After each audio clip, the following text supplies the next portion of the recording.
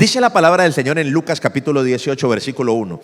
También les refirió Jesús una parábola sobre la necesidad de orar siempre y no desmayar, diciendo: había en una ciudad un juez que ni temía a Dios ni respetaba a hombre. Había también en aquella ciudad una viuda, la cual venía a él, o sea, al juez, diciendo: hazme justicia de mi adversario. Y él no quiso por algún tiempo, pero después de esto dijo dentro de sí: aunque ni temo a Dios, ni tengo respeto a hombre, sin embargo, porque esta viuda me es molesta, le haré justicia. No sea que viniendo de continuo me agote la paciencia. Y dijo el Señor: oíd lo que dijo el juez injusto. ¿Y acaso Dios no hará justicia a sus escogidos que claman a él día y noche? ¿Se tardará en responderles? Os digo que pronto les hará justicia. Pero cuando venga el Hijo del Hombre, ¿hallará fe en la tierra? Cuando hablamos de una necesidad, estamos nosotros siempre pensando en algo que es fundamental en nuestra vida, ¿cierto? Creo yo que cuando nosotros hablamos de necesidades, en el término físico, podemos hablar del comer, ¿cierto? El comer, el dormir, ¿cierto? Que si nosotros no comemos, ¿qué pasa si yo ya a partir de hoy no como? ¿Qué sucede?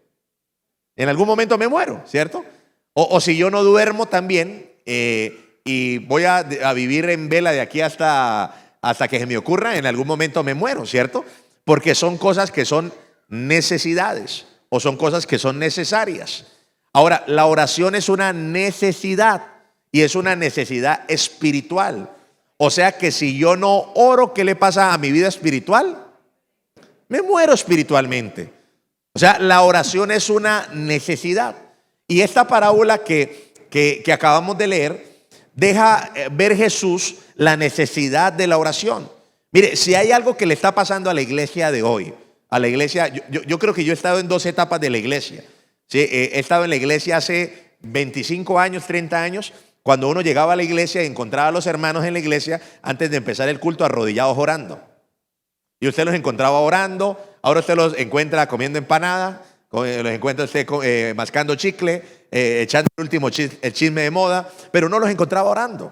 Los encontraba no porque fueran religiosos, sino por una sencilla razón, y era que ellos entendían que había una necesidad en la oración, ¿cierto? Y creo que la iglesia de hoy es una iglesia que no ve la necesidad que tiene la oración, ¿cierto? Ahora, algo que Jesús hizo en la tierra, usted sabe que el patrón, el modelo de nuestra vida es el Señor Jesucristo, la vida que Él tuvo. Y algo que mi Jesús hizo en la tierra fue que mi Jesús tenía algo que se llamaba una vida de oración.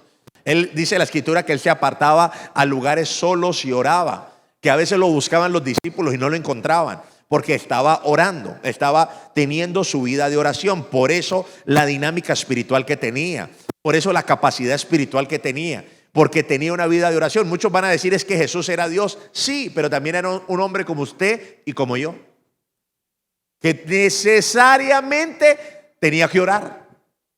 Jesús no podía pasarse eso de que yo no voy a orar porque soy el Hijo de Dios o porque tengo título. Si yo no oro, igual van a pasar las cosas. No, si él no oraba, no iba a pasar nada. Él necesitaba establecer en su vida una vida. Creo que el problema de que nosotros no veamos la oración como algo importante es que nosotros no consideramos que la oración es poderosa.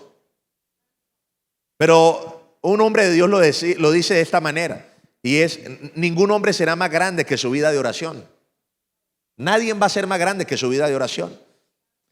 Por eso siempre nosotros vamos a buscar caminos alternativos para solucionar nuestros problemas.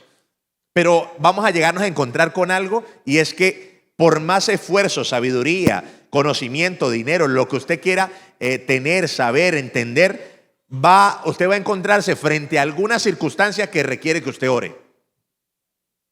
Usted va a encontrarse contra una pared y un muro que se llama oración. Si usted no ora, de ahí no va a pasar. Yo sé que como iglesia, si nosotros no oramos más en este año, nosotros no vamos, de ahí no vamos a pasar.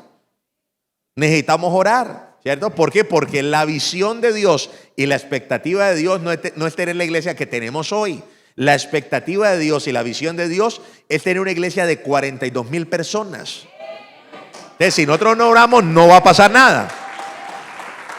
Ahora, cuando usted revisa los avivadores, usted revisa los hombres influyentes en la tierra que alteraron una generación, afectaron una generación, usted va a encontrar que todos eran hombres de oración. Ninguno era un gran conferencista o un gran orador, no, eran personas de oración, que quizás no tenían las grandes capacidades o el gran conocimiento, pero tenían una vida de oración y eso cambió el mundo de ese entonces. Y creo yo que usted y yo tenemos la oportunidad de cambiar nuestro mundo a través de la vida de oración. Usted y yo podemos cambiar el mundo que tenemos a través de tener una vida de oración. Mire, me gusta el ejemplo que Jesús pone refiriéndose a la viuda, porque aunque es un caso opuesto del Dios que nosotros tenemos, que es un Dios justo, Jesús pone el ejemplo de un juez injusto. Y pone el ejemplo y pone una viuda que necesita justicia y cómo la viuda va de continuo hasta que hace cambiar la opinión del juez injusto. Y pone ese ejemplo y dice, y si en ese caso pasan las cosas, ¿cómo no Dios atenderá y hará justicia a sus hijos que claman día y noche? ¿Se tardará en responderles? El problema es que nosotros no oramos día y noche. Nosotros oramos cuando nos acordamos, cuando queremos, cuando nos vemos apurados, pero nosotros no oramos día y noche.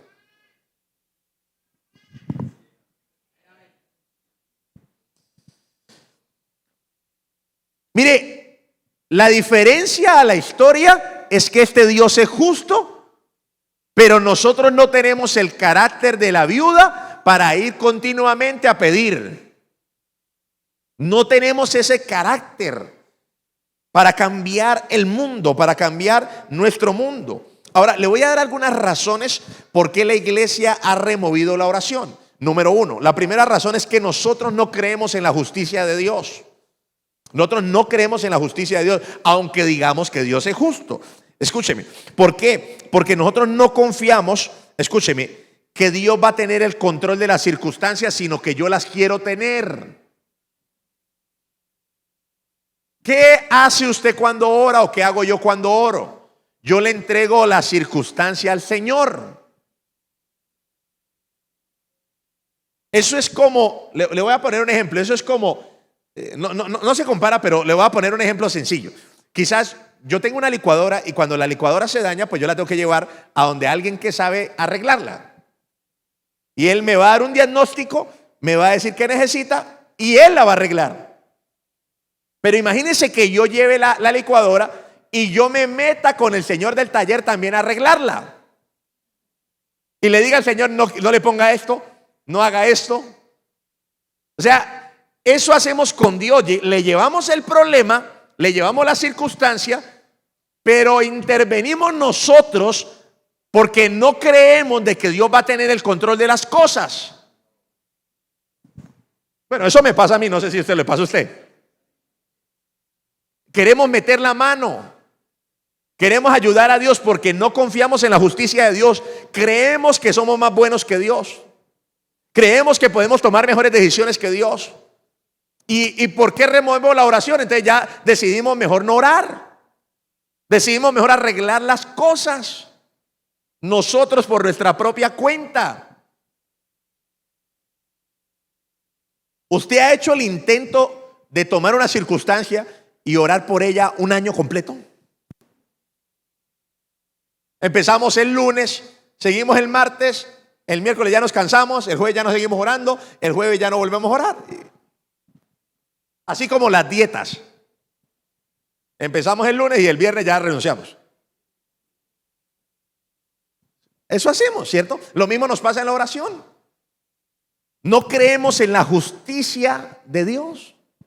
Número dos, ¿por qué la iglesia ha removido la oración? Por el problema que siempre ha tenido la iglesia. La iglesia no tiene constancia.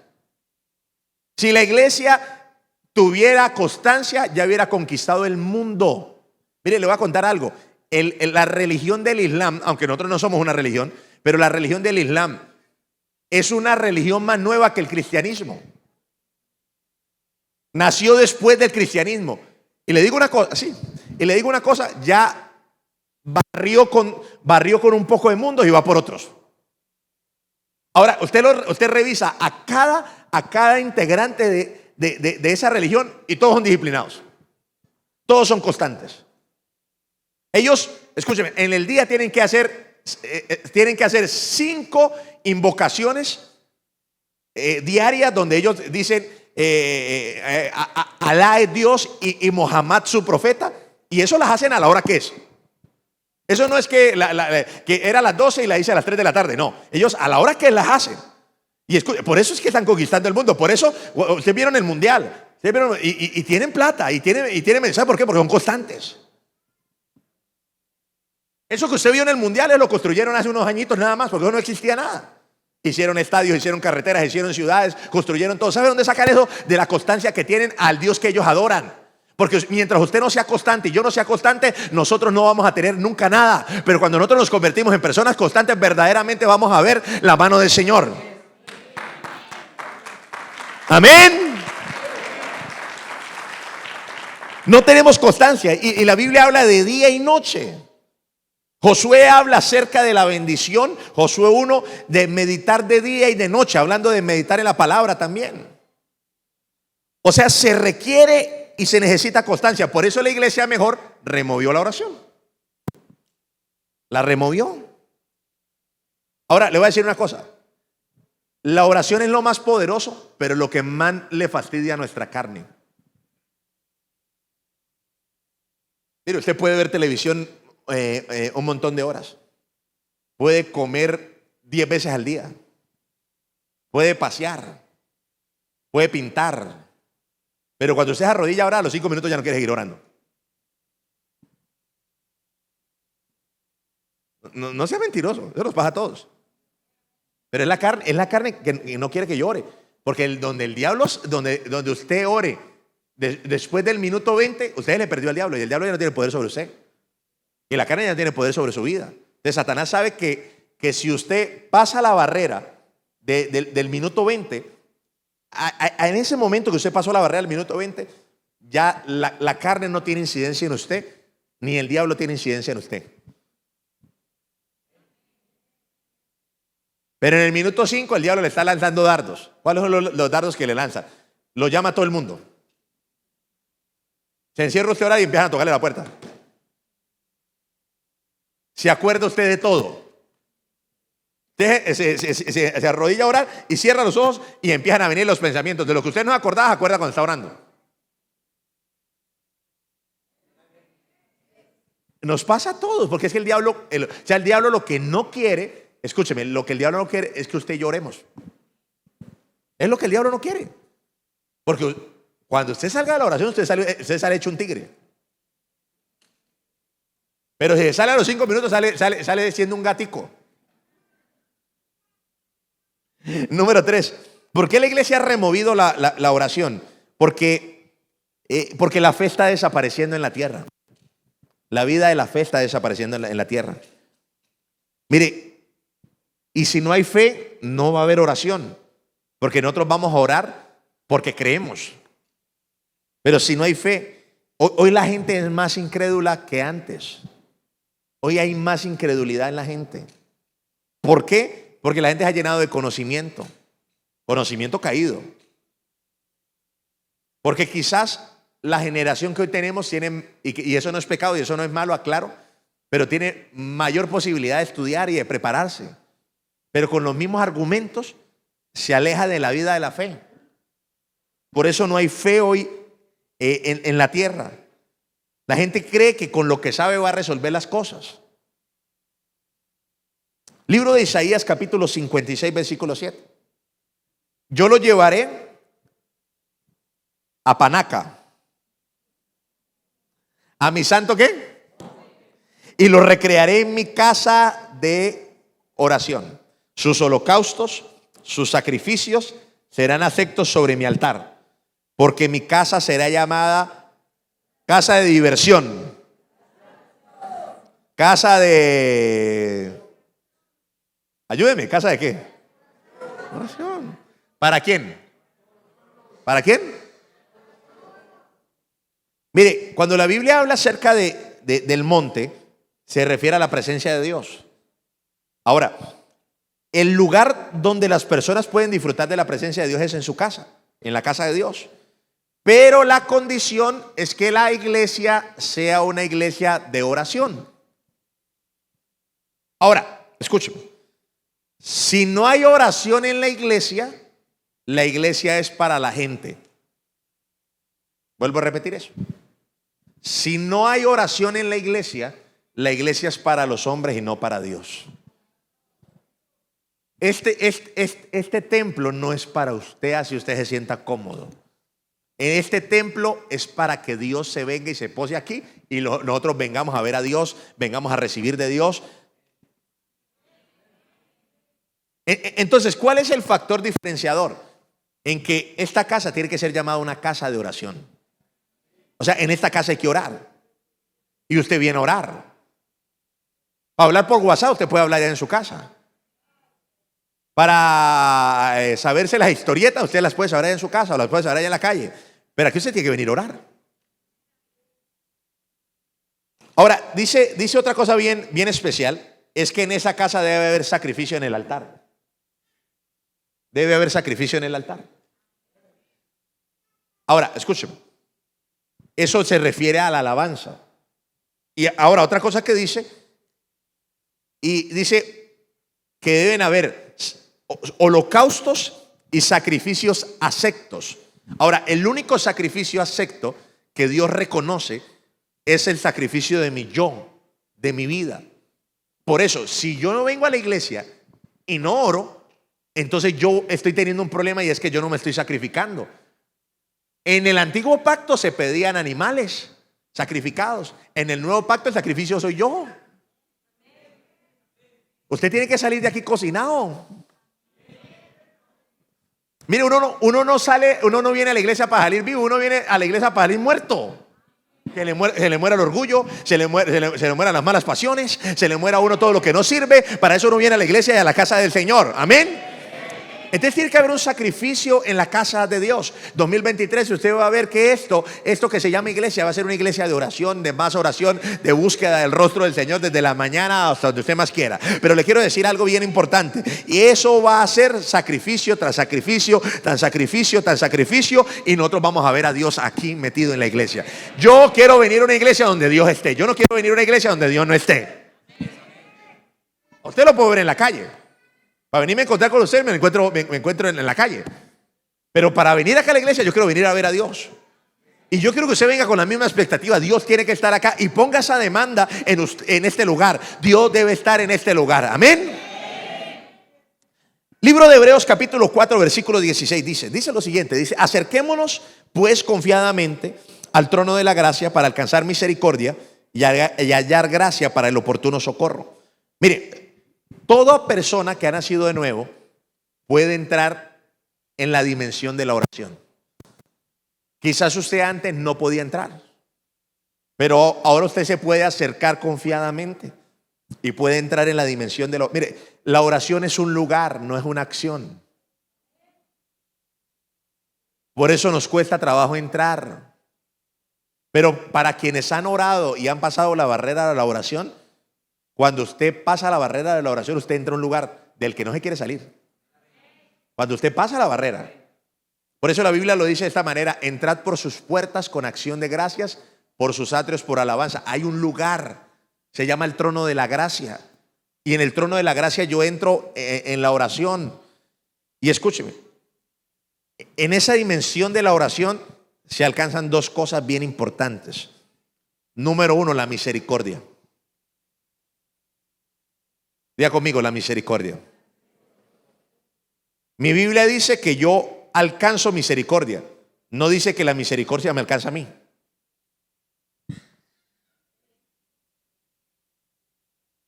Pastor, pero el texto dice: nuevas son sus misericordias cada mañana. Pero también hay otro texto de la Biblia que dice que debemos buscar a Dios de madrugada, de temprano. O sea, es en la oración donde yo alcanzo la misericordia. Se lo explico de esta manera, más fácil. Se lo explico de esta manera. Usted se levanta en la mañana, yo me levanto en la mañana, y yo para esta vida de este día, yo necesito una misericordia. ¿Qué significa la palabra misericordia? Escúchame, ¿qué significa la palabra misericordia? Misericordia es que no me den a mí lo que me toca, que no me den el castigo que me tienen que dar. Ahora, como empezando este día, yo me voy a equivocar. Yo me voy a equivocar. Usted no se equivoca, no, pero yo sí. Yo me voy a equivocar, ¿cierto? Entonces yo voy a necesitar la misericordia de Dios. Para que, escúcheme, para que el juicio no me caiga en el día. Entonces yo voy a orar y Dios me da misericordia a mí para este día y yo puedo andar este día en misericordia. Número 2, para hallar gracia, dice la Biblia. Entonces cuando yo entro a la oración, también es colocada sobre mi vida la gracia de Dios. ¿Para qué? Para que me vaya bien.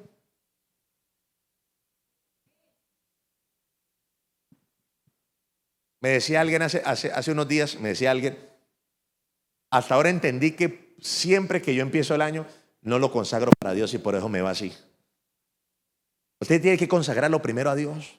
Su primera hora, su primer mes del año, lo primero de sus ingresos, todo eso lo tiene que consagrar a Dios para que le vaya bien. Entonces usted va por la gracia, usted recibe la gracia y usted anda con la gracia todo el día. Eso nace de la oración. Pero cuando yo no oro, ¿qué hago yo? Cuando no oro, no tengo misericordia, no tengo gracia, entonces me voy al día a pelear y a pelear, porque eso es lo que hacemos. Pelear, esforzarnos, pelear y terminar cansados. Dios en este 2023 quiere hacer algo con nosotros y es enseñarnos el poder de su gracia en nuestra vida, pero también el poder de su misericordia. Denle un aplauso al Señor.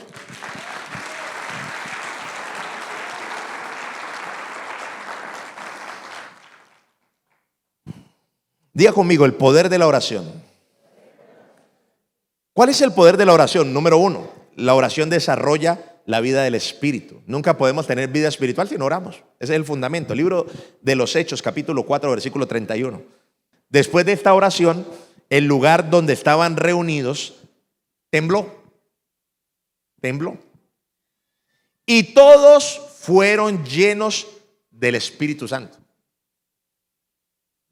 Y predicaban con valentía la palabra de Dios. Escúcheme, sin oración no hay unción. Le digo una cosa, usted puede recibir 1000 ministraciones. Lo pueden ungir con aceite de oliva, con aceite vegetal, con aceite de canola, con el que sea. Pero si usted no ora, no va usted a desarrollar unción en su vida. Ahora, pastor, ¿qué es unción? La unción es la habilidad sobrenatural para hacer lo que yo no puedo hacer en mi capacidad humana. Por ejemplo, yo no soy bueno para hablar en público. Yo no. La unción sí. Yo soy muy miedoso. La unción no. O sea, la unción viene a suplirle a usted su debilidad. Pastor, es que yo no soy bueno para eso, pero cuando venga la unción y usted desarrolla la unción, usted va a ser fuerte en eso. Voy a poner un ejemplo. Juan, el discípulo del Señor, el discípulo amado del Señor, era una bendición. Antes cuando el Señor lo tomó, él fue el de la idea, cuando Jesús no los quisieron recibir en un lugar, le dijo: Jesús, ¿quiere que mandemos a que descienda fuego del cielo y los consuma? Fue Juan. Fue la bendición de Juan. Bueno, le voy a decir una cosa. Juan, Dios le tenía el ministerio del amor. Quien escribe el amor con mayor amplitud fue el apóstol Juan. Entonces, si usted es mal geniado, Dios lo va a volver amoroso con la unción. Lo que le falta es oración. ¿Sí? Otro ejemplo bíblico. Pedro era de naturaleza impulsivo. Por eso se vivía metiendo en problemas. Ahora, cuando le vino la unción, Pedro se convirtió en una persona sabia. Usted lee las epístolas de Pedro y usted encuentra una persona sensata, una persona sabia, una persona centrada. ¿De dónde salió eso? De la unción a través de la oración. Mire, le voy a enseñar algo. La oración no es para cambiar nada afuera, la oración es para cambiarme a mí. Es porque si el problema soy yo. O sea, mi mundo está así es porque soy yo así.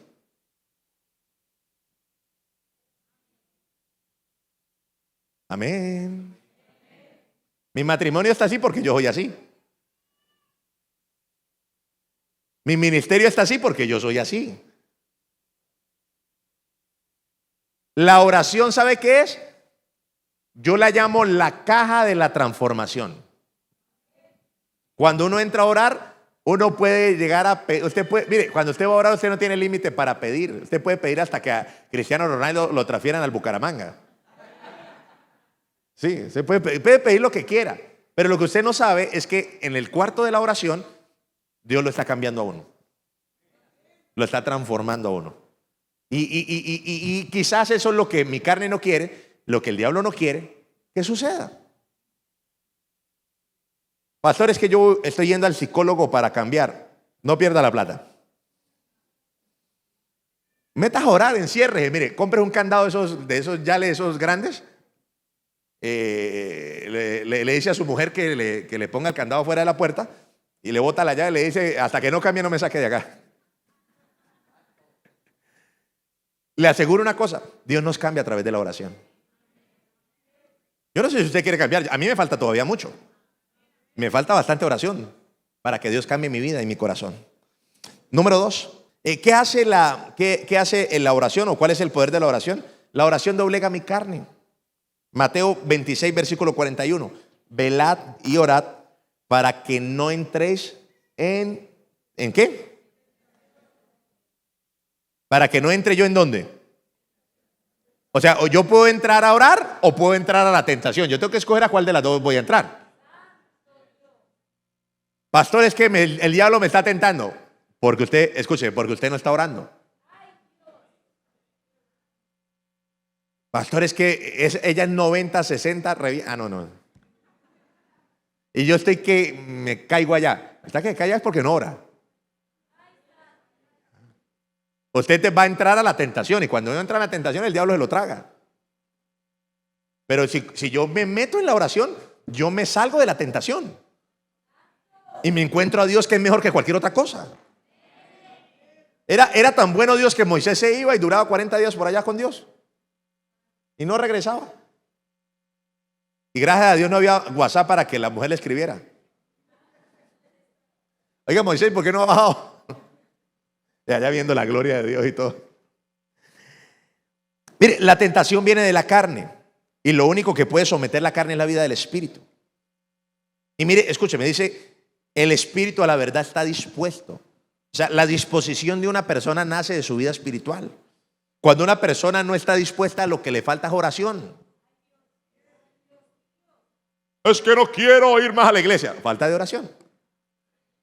Es que no quiero servir a Dios. Falta de oración. Es que ya no quiero este matrimonio. Falta de oración. Es que ya no quiero ir a trabajar. Bueno, eso ya es otra cosa. Eso ya es vacancia. Flojera ya, ¿sí? Pero la disposición de nuestra vida nace del espíritu. O sea, una persona dispuesta para Dios es una persona que ora. Comience a orar. Yo le digo a la gente, a veces la gente dice: pero ¿cómo hago? Comience a orar y ya por el camino se va a dar cuenta de lo que pasa.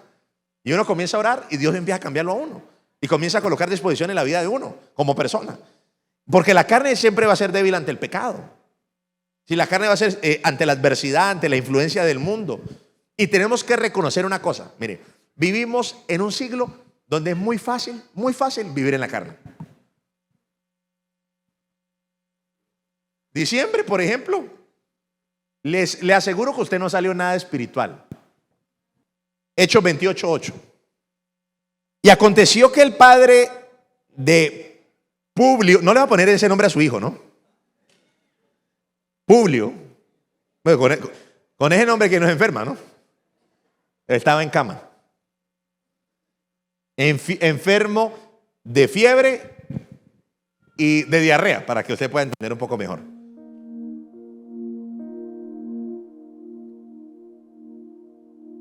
Y entró Pablo a verlo. Lo encontró con fiebre y con diarrea. Y después de haber orado, le impuso las manos y le sanó. Mire, la Biblia no dice, escúcheme, la Biblia no dice que él le impuso las manos, oró y le sanó. No. Dice, después de haber orado, le impuso las manos. ¿Qué significa eso, pastor? Que la oración a mí me da el poder para hacer las cosas que quizás sean imposibles para los hombres, pero son posibles para Dios. Número 2, ¿qué dice? ¿Qué otra cosa dice el texto? Que después de haber orado, Dios le va a dar habilidades sobrenaturales a mis manos, para que donde usted ponga las manos traiga sanidad, traiga libertad. O sea, Pablo vio a Publio, pobrecito, en la traducción le hubieran puesto mejor esto, Puyo o algo así, no, lo hubieran dejado en inglés, mejor, que suena en inglés, suena todo diferente, ¿no? Pero mire, y después de haber orado, le impuso las manos y le sanó.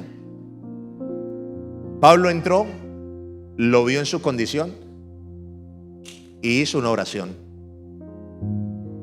Mi pregunta es para usted y para mí en esta noche: ¿qué hacemos nosotros cuando vemos la condición de alguien, la condición de algo que no está bien? ¿Oramos? ¿O decimos, te imagina Pablo hubiera dicho, la ha llevado a malo, mírelo, eso parece que... Pero ¿qué hizo Pablo? Oró. La pregunta es, ¿nosotros oramos? ¿Usted sabe cuántos o cuántas personas hoy están en una cama enfermos, deprimidos, desahuciados?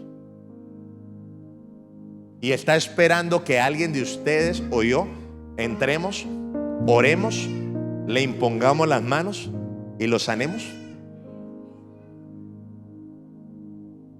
La pregunta es, ¿sabemos orar?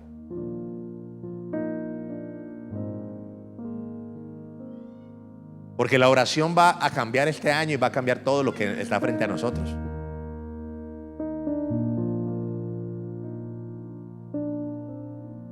Quien conoció a Corea del Sur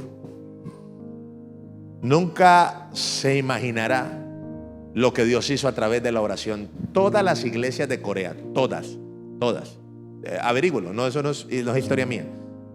Usted lo puede averiguar y averiguar el avivamiento de Corea. Todas las iglesias de Corea a las 5 de la mañana están orando. Todas. No una y no, todas están orando. Dice el doctor David Yonggi Cho que ellos acostumbraron a irse a dormir temprano para todos los días estar en la iglesia orando a las 5 de la mañana. Ahora, el doctor David Yonggi Cho llegaron a la etapa de que en la iglesia ellos no podían recibir más gente. Congregaban los domingos 1.200.000 personas. Entonces les tocaba recibir 2.000, 3.000 personas y mandarlas por otra iglesia. Ya no cabía. ¿Pero de dónde nació eso? De la oración. Ellos cambiaron el mundo, su mundo, con la oración. Mi pregunta es, ¿estamos dispuestos a cambiar el mundo, nuestro mundo, con la oración? Amén. Usted no puede seguir viviendo de las oraciones que yo hago, ni de las que hace mi esposa.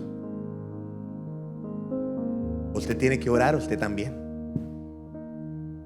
Y tiene que aprender a orar.